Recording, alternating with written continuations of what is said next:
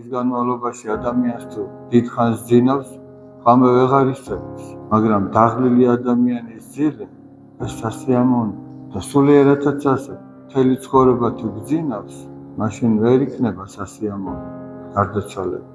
მაგრამ მთელი ცხოვრება თუ ღვთის სადიდებლად იშრობებს, მაშინ გარდაცვალება ტკბილი იქნება და ამიტომაც მთელი ცხოვრების მანძილზე თუ ადამიანს ჩაეძინა სულიერად, ის მოსვენებასაც ვერ იპოვეს.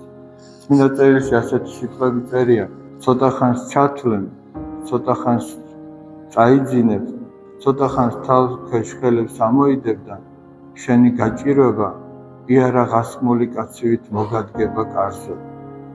და სულიერ სფეროშიც ასეა. ცოტა ხანს ჩასცვლებ და შენს თავს ძილის უფლებას მისცემ და შენი სულიერი გაჭირვებაც იარაღასმული კაცივით მოგადგება. ამიტომაც ჩვენ უფალი სიფხიზლისაგან მოგვიწოდებს.